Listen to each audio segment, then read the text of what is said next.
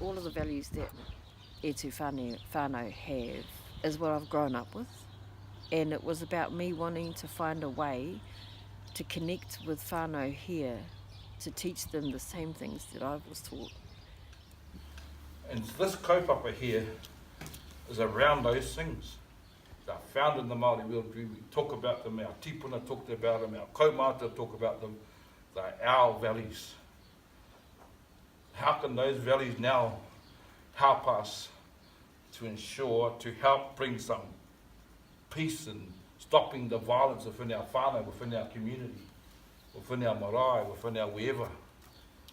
That's what this kaupapa is about, Hana. Yeah. Tyler, that's what this kaupapa is about. Like, well, the old people, they were fantastic. We sat hours talking and all that. So now it's an important thing for me and my sister to start passing things on to the children that are here. Don't tell me what to do, help me in what I shouldn't do. And then that way you'll get the best of me.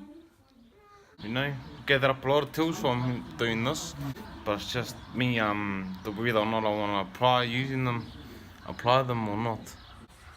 I've gotten better about it though. It's just because, like in the back of my mind is it's about where I want to go and where I want to do in life, where I want to end up and where I want to be. That pushes me through. And that wānanga sparked change in them, but positive change. And now they also can focus on the collective change. The wānanga with you guys is finished for now, but they want to continue the kōrero. You know, they're inspired. And that we will be able to facilitate our own Tū Whānau hui now. You know, we've got that knowledge. We're confident that we can facilitate.